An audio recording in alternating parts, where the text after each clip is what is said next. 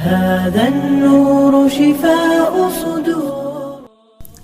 بسم الله الحمد لله والصلاة والسلام على رسول الله وعلى آله وأصحابه ومن والاه. اما بعد، السلام علیکم و رحمت الله و برکاته.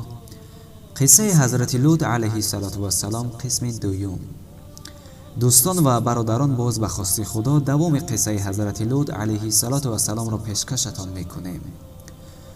وقتی که مردم درهای خانه حضرت لوط علیه السلام را شکستند و به خانه حضرت لوط علیه السلام در آمدند و خواستند که مهمانان را بزنند، وقتی که مردم به مهمانهای حضرت لوط علیه السلام یعنی به آن سه فرشته حمله کردند، در حال جبرائیل علیه السلام به سوی مردم یک بار دمید و چشم و بینی و دهان آنها بر رویشان یکسان شد.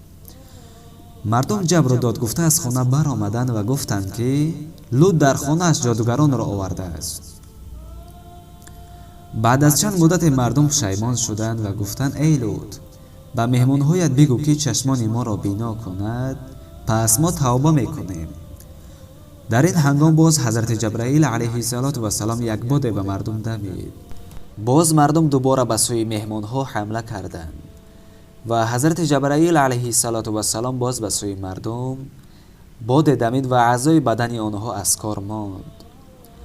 مردم هم از خانه حضرت لوط علیه السلام رفتند و درهای شهر را محکم کردند، یعنی بستند و گفتند که هرگاهی که مهمانهای حضرت لوط علیه السلام از خانه‌اش بیرون روند، پس پیش راه آنها را میگیریم و قصدمان را میگیریم.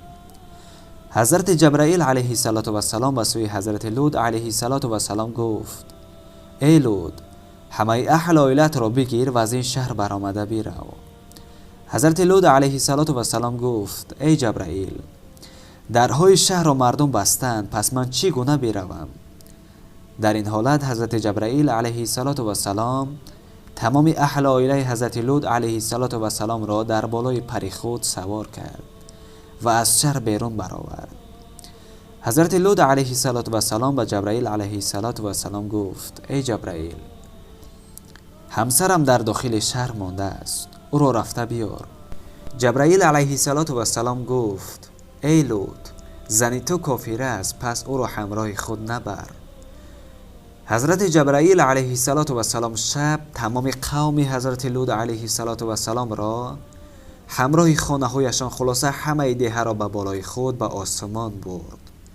حتی کودکی که در گهواره خواب بود هیچ کدامشان حس نکردند و بیدار هم نشدند.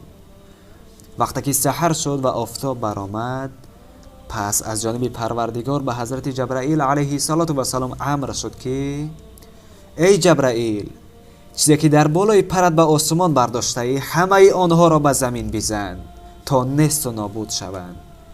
حضرت جبرائیل علیه السلام همه ده را و مردم آن ده را چنان سخت به زمین زد که حتی تمام ده و مردم آن پاره پاره شدند. حضرت ابراهیم علیه السلام از جبرائیل علیه السلام پرسید ای جبرائیل، این مردمی که به زمین زدی آنها کجا می شوند؟ جبرائیل علیه السلام گفت این مردمی که از آسمان به زمین پرتافتم، همه آنها از آسمان هفتم می گذرند و به قهر زمین می رسند و در سخت‌ترین جای دوزخ که نامش حاویه است عذاب می کشند. سوره هود آیت 82 و 83. وقتی که حضرت ابراهیم علیه السلام این سخنان را شنید، پس از ترس خدای بزرگ در حال به عبادت کردن مشغول شد. خداوند به حضرت ابراهیم علیه السلام 4 فرزند داده بود. یکم اسماعیل علیه السلام، دوم اسحاق علیه السلام، سوم مدائن علیه السلام، چهارم مدین علیه السلام.